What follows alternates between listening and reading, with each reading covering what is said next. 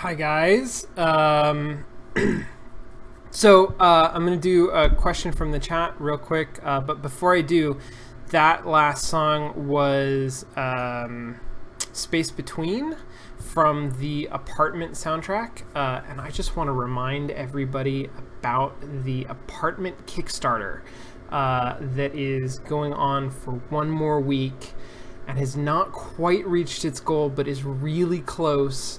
And I really want to actually play the rest of the game because I don't know about everybody else. I really liked the demo, and that song is the follow-up from the follow-up scene to the really depressed drip drip drip scene that we played through. Which is called Gymbrella, and I'm really super curious to see what that is and how it turned out. So, guys, if you're interested in this game as much as I am, check out the Kickstarter. Contribute to it if you can. Tell your friends about it. Let's make it actually happen because it's a game that I'm like really super pumped about. Okay, questions. Quick question: how did you hear about this game? I don't know the answer to that. It's been kind of on my radar for a while. I believe that most recently Eve brought it up in the play-by-play suggestions thread on the forum, but I was sort of like vaguely aware of it before that. I think I remember when it launched, and I think that I may have even read something sort of that described the mechanics a little bit, but I wasn't really super familiar with it. Yeah, I don't know. That's a good question. I've known about it from a while. I've known about it for a while. I don't remember exactly where I heard about it first. The forum suggestion thread, though, definitely brought it to my attention, and it seemed like an interesting fit for the show. Yeah. Second question. During the second nightly journal, did you notice that the ghost influenced the realtor to buy the house? I totally 100% didn't. But that makes a lot of sense. I don't remember how explicit that was now. I mean, obviously the realtor saw the shimmer, the ghost was around, and then I guess he said after sleeping on it last night, it came to a realization. So that seems pretty obviously influence of the ghost. That's really pretty cool. Thanks for pointing that out. I don't know whether to read that as like intention, that the ghost has some kind of larger game at play that was a part of, or I don't know exactly how to read that. I guess it makes me more curious to find out more about that like 1948 story. So I'm gonna continue looking for those journals. Kitten, no, get down away from the equipment. Come on. Hey, babe. Thank you. Thanks. All right, here we go. I'm not gonna read the story so far. I don't want to know. I hear footsteps. I know there's a funeral of some kind that's gonna happen. Where is everybody?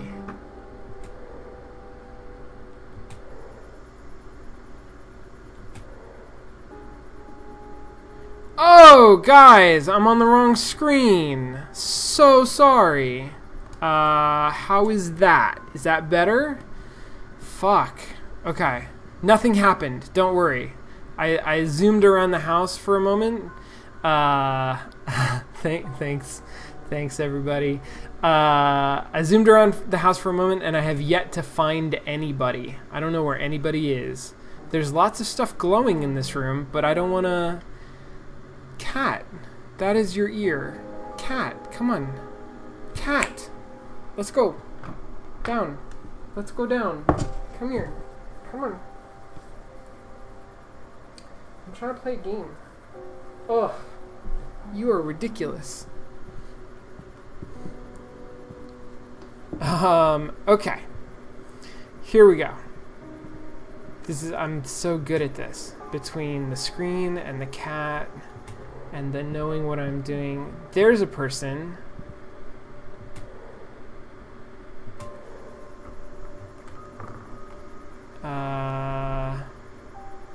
Whose mind I can read. I have to get behind him.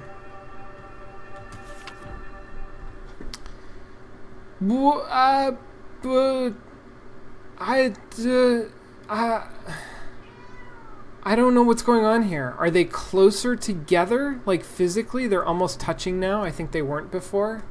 Does he look even sadder than he did? He looked pretty sad before. Like, I don't know. I can't compare this directly to Cat. What are you? Oh my God. Jesus Christ. Okay.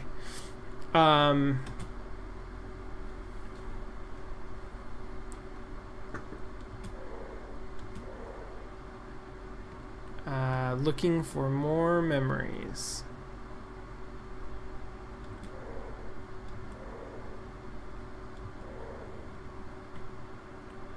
Here we go. Is she in heaven? Ooh. I'm sure she is, honey. Whoa, very sad about somebody dying.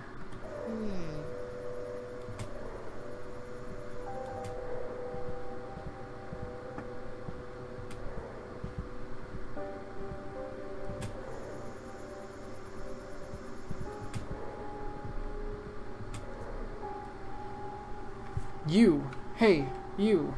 Hey. No, come on, seriously. Seriously, Cat. She's crazy.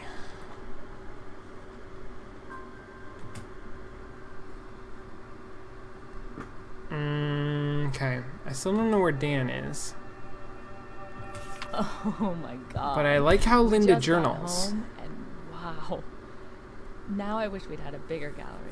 It was packed. But I guess it's like a bar. Being loud and crowded just makes people think it's cooler. What an experience.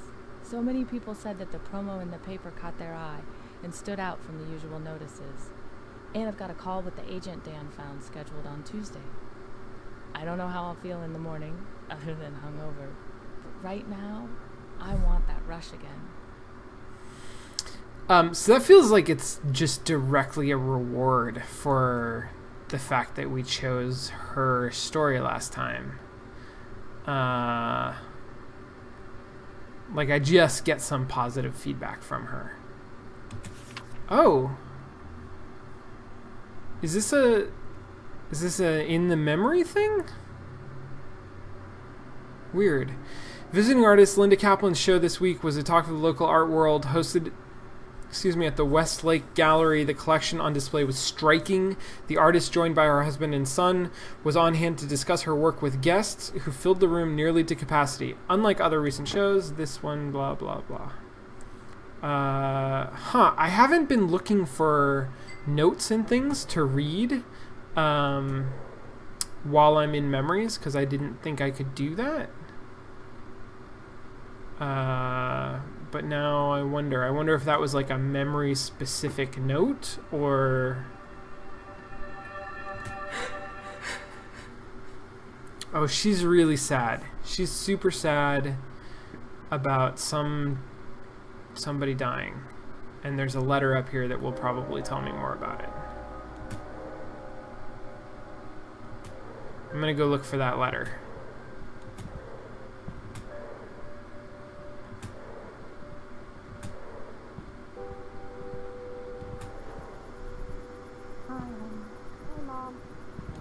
Most of you here knew my grandmother. For those who didn't, I truly So wish Linda's you had. grandmother. She was an example for all of us. Her warmth, her caring, and her smile were impossible to forget. It's still hard for me to believe she's gone. Without her, the world is...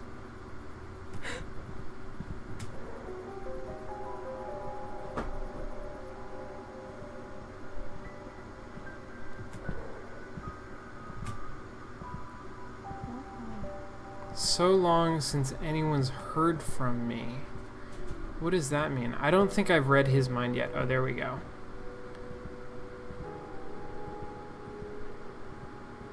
Where is everybody else?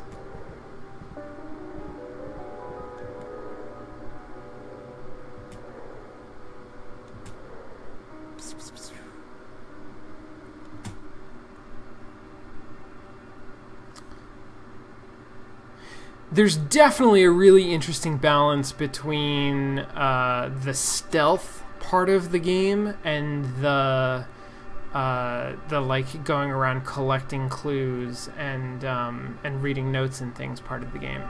Seems like two very different systems, but I feel like they go together pretty well. I'm so sorry.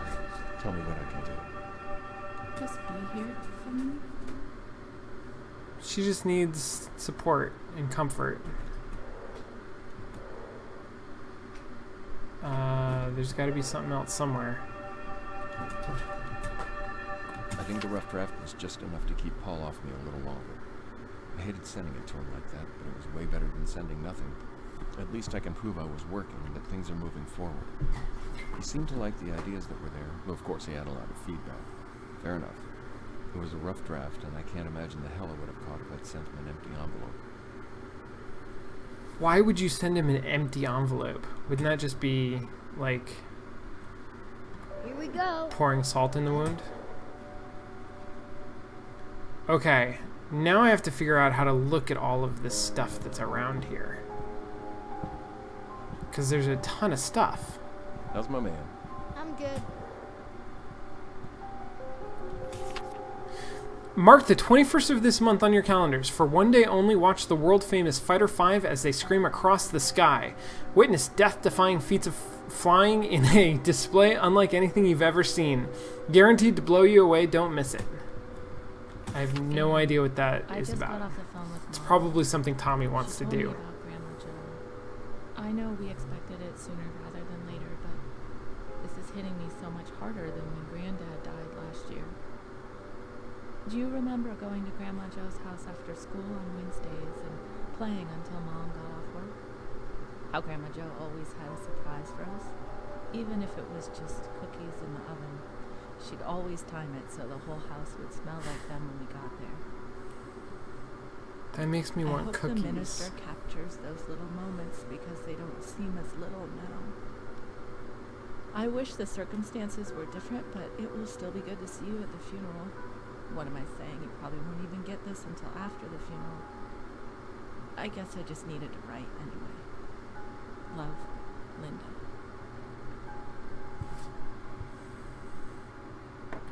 Hi, honey. Hey, Mom. That's tough. These guys are having a hard summer.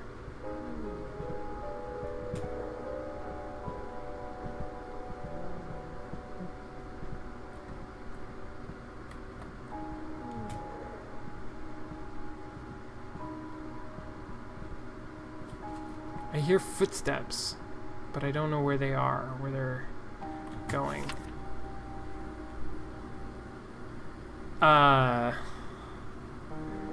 Is that an astronaut? Is that Speed Racer? I don't know who that is.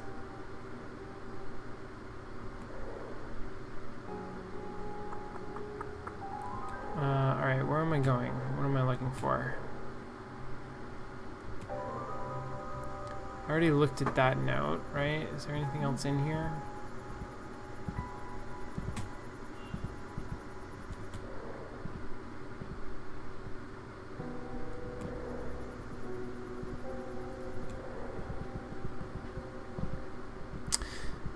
A lot of this level design seems centered around this fixture that I'm in now, the hanging fixture from the ceiling that really gives you access to a lot of the space up there. I mean, that's a clever way of making that really accessible, creating a very central node. Is this that's the note that I read before? How do I make her? Okay, that's fine. I walked out to the bluff to remember Grandma Joe and say goodbye. And on the way back, I started thinking about what it really means to have a family, to make that your focus. She seemed to take such joy in being surrounded by her family, providing for them, taking care of them. I hope I never took that for granted. When I got back to the house, a question hit me that I can't get out of my head. What will Tommy think about Dan and me when he gets older? And what if Tommy has kids of his own? I can't even begin to think of myself as a grandmother. I haven't even been a mother for that long, and I'm still feeling my way through what it means to be a good one. At least I'll always have an example. I miss you, Grandma Joe, and I'll never forget you. I promise. This is... I mostly like this, but it's bordering on too much like tell, don't show, right? There's a lot of the narrative about what characters are feeling, what they're going through, what they want is being expressed through these, I mean, essentially monologues, essentially these like diary entries that they write to themselves, that just it doesn't feel as compelling as I think other ways that you can try to express those sorts of ideas, and you can see it. I mean, the memory bits I think come closer. The parts where like we go into their memory and see a conversation that they had, I think it comes closer than anything else. But the game seems to rely, I think, too heavily on finding written pieces that just spell out what the characters are thinking. And I feel like that's to its detriment a little bit.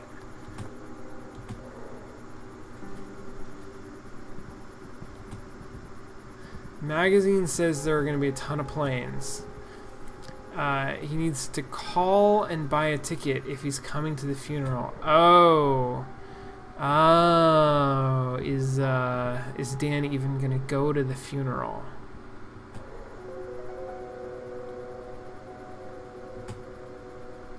Spent 3 paragraphs describing the weather. All right, we got to find his deal. What is Dan looking for? Planes. He's really into planes now. Oh no. Joe's funeral's the same day as the signing in Eugene, and Paul says they can't move it. He'll understand if I bail because he knows Linda, but Brofield is a different story. They won't give a damn why I missed it.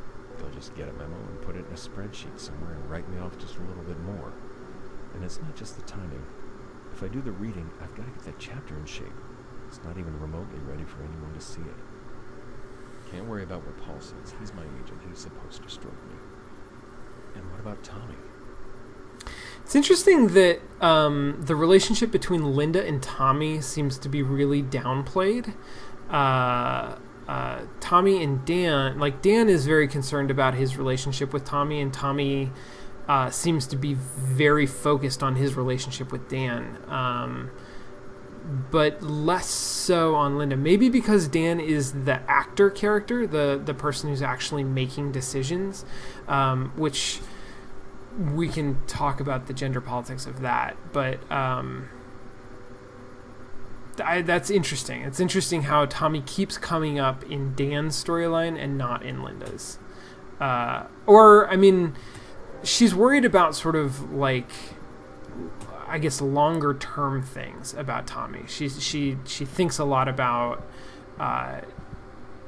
his role in the family and his history, I guess, and his future, but less about like what is happening day to day. Okay, so planes. Do we know now what you want? You clearly want. Where am I gonna find? There's got to be some item somewhere or some note that talks more about the signing, because clearly that's the conflict, right? Is Dan gonna go to the signing, or is he gonna go to the funeral?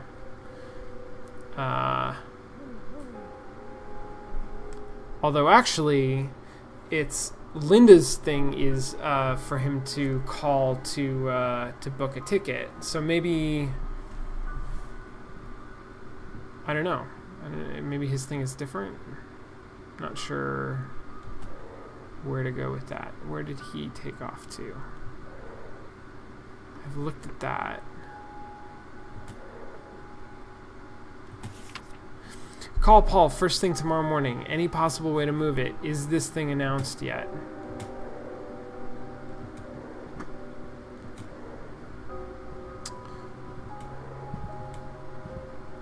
Do some serious work on the chapter first. Got it. So, I don't know if that's different. I don't know where to find the chapter. I assume that's the typewriter.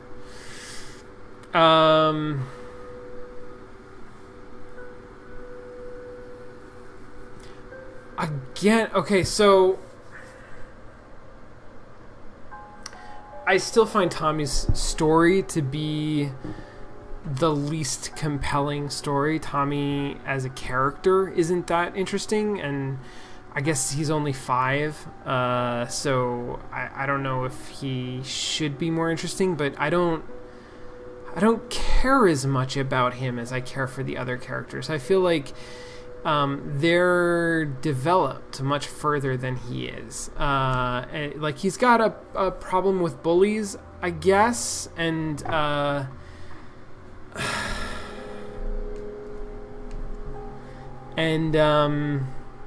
like, he wants to spend time with his family, and he's worried about his parents and all of that, but it's not, I don't know, I just don't,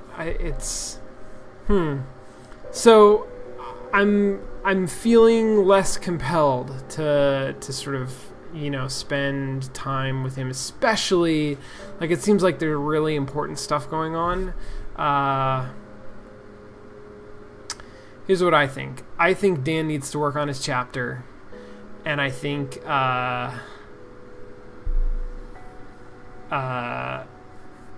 maybe he can compromise with the funeral.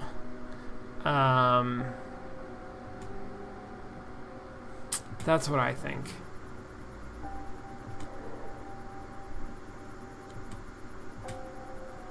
She's in the chapter. Here we go.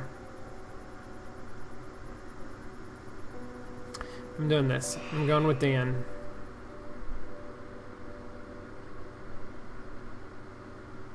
Oh, now I get to learn about 1948 again. This is kind of becoming my favorite part. This like meta story. From the desk of Harold Baxter, January 22nd, 1948, just a few days later. A final entry before I depart. The bank would no doubt prevent me from purchasing the house due to the inherent conflict of interest, but given its history of frequent ownership changes, I feel confident the mortgage department will be glad to have the property off their hands. I believe I can set up a trust, or perhaps a shell company, and convince Mr. Lowry that we must part with the property for less than market value. I feel certain I can appeal to his conservative nature. I believe it will prove to be a shrewd investment as a rental property, and I think I now understand why people do not stay for extended periods.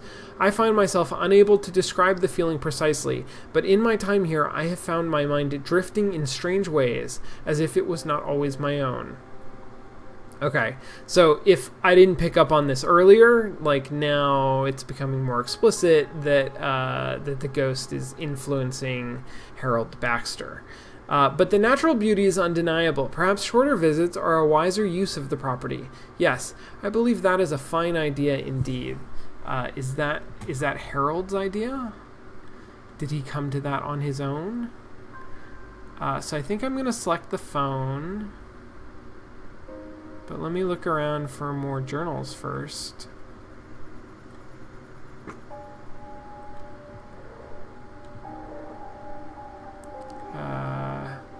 Pshoo! Poor kid doesn't get to see his airplanes.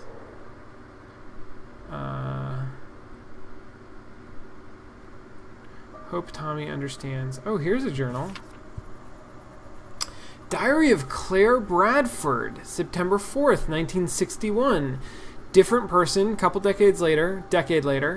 We're here, so why don't I feel more excited? This was supposed to be fun, just Roger and me. Mom and Dad think we're here with Ben and Lori, but of course that was just a trick. Nope, just Roger and me in this big house by the ocean for a whole week. I'm sad to see there's no piano here, but I suppose a week without practice won't do me too much harm. I guess maybe being alone with Roger isn't that long is what's making me feel nervous. Though why should that be? He's my fiancé, after all. If I'm supposed to spend the rest of my life with him, I shouldn't be worried about spending the week with him, should I? Everyone has second thoughts before they get married, right? So, the ghost has a history of... I mean, I guess that's why he wanted Baxter to buy the property, so that he could turn it into a rental, and he could have people come in here so that he could try to fix their problems for them. He's a Casper the Friendly ghost. Ish. Do we think there's just 2 of those journals? I think there were 2 last night. 2 might just be a common number. I don't think I'm gonna find another one. Let me check the office. Oh, I already checked the office. Yeah, I've been all through here. I think that's probably it. Alright. Wait. If I can't try to go straight down, but if I go off the side, then I'll fall down.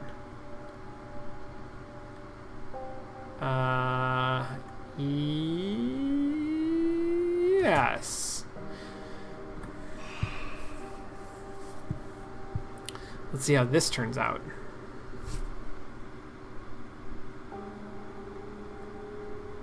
Oh, I have to go to... that's right. There's another step. I forgot there was another step. Huh.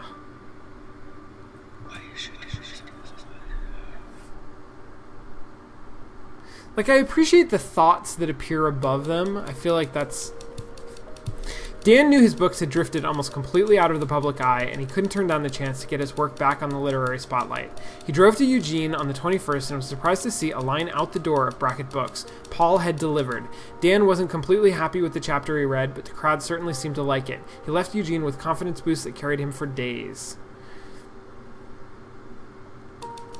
He knew he couldn't ignore Grandma Joe's passing completely, though, so he flew into Denver the night before the funeral and attended the visitation. He was on the ground for less than 12 hours before having to fly back out, and Linda was hurt that he didn't go to the services as well, but she knew he was trying to make the best of a difficult situation. Tommy got depressed and never spoke to his parents again. When Dan told Tommy they wouldn't be able to go to the show, Tommy had a crying fit and tried to tear up the magazine. It worried his parents. He hadn't thrown a fit like that for almost a year. It was exactly the kind of thing they'd hoped to avoid by spending the summer in such a quiet, peaceful place. Alright, that makes me care a little bit more about the Tommy story, right? That he's recovering from something. And that's how the Kaplan's first month at the house on the cliff came to an end. First month. I'm guessing that's like a third of the game. Dan sent a work in progress to his agent, who was glad to see that Dan had gotten back on track. They were both hopeful that Dan could maintain his focus and write a book that delivered on the promise of his work so far.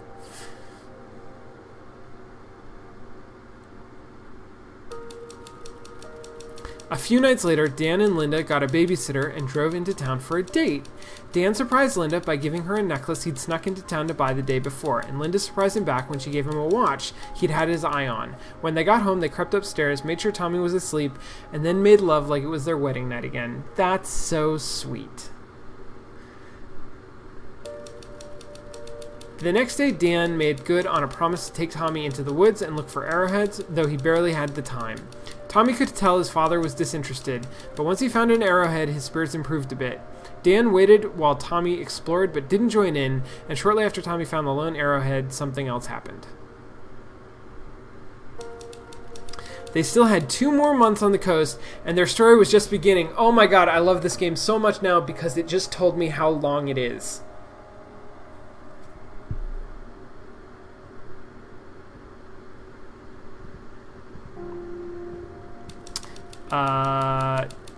The Inheritance.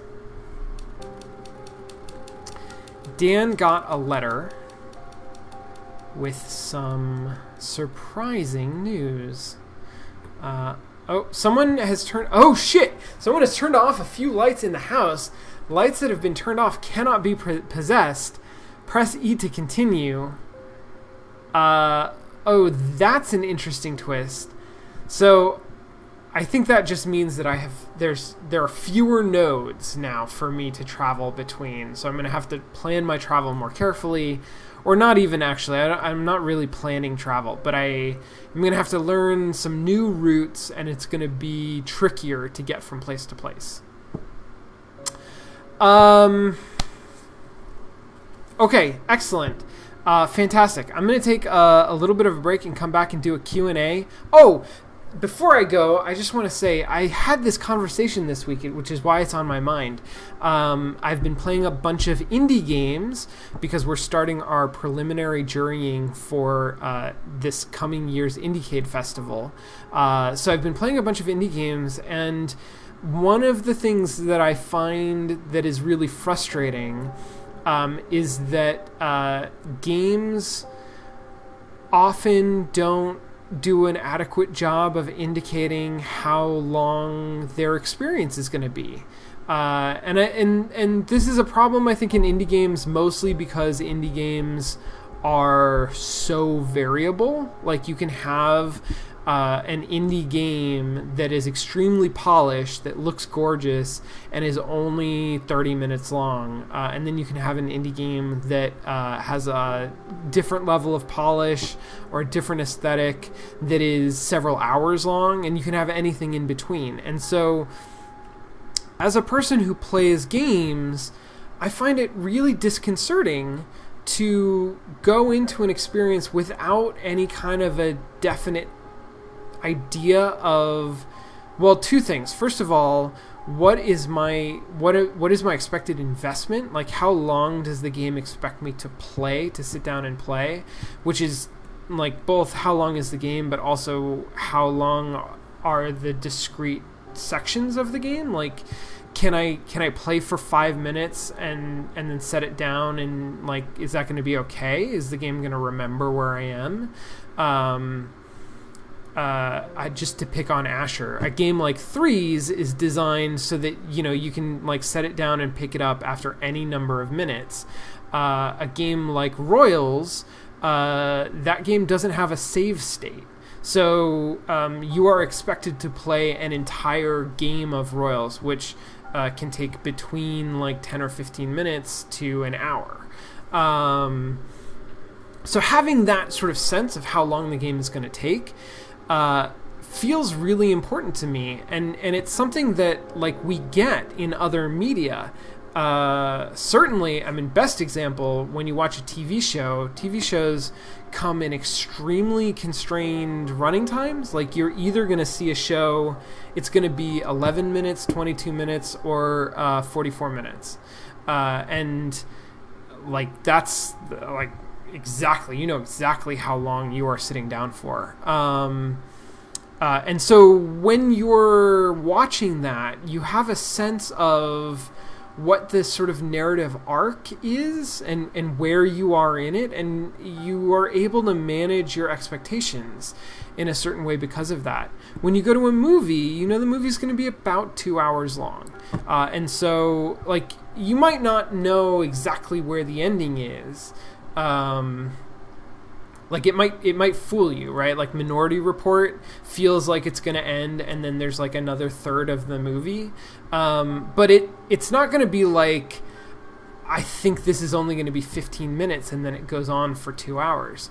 I played a game this last week that it was probably 40 minutes long, but every 6 or 7 minutes I couldn't tell if it was about to end, and it's really weird. Like, it creates this tension as a player that potentially the game could capitalize on, could actually exploit that tension to do something interesting. But a lot of games don't. A lot of games, because the person who created the game knows how long it is, they never get a sense of what it feels like to go in cold and have no idea what you're getting into.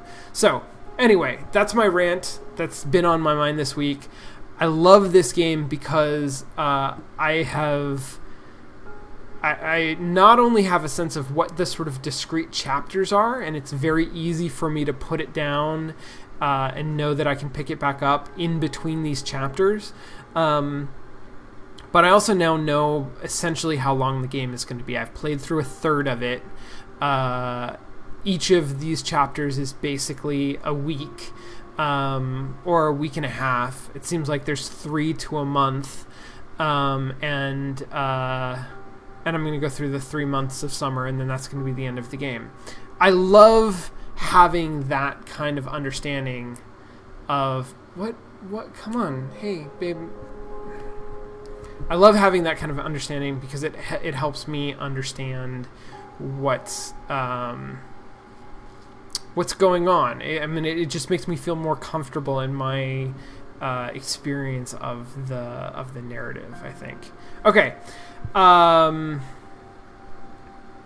Let's come back in just a minute with whatever questions you guys have, and then we'll do more of the Novelist next week. So I'll see you in just a moment.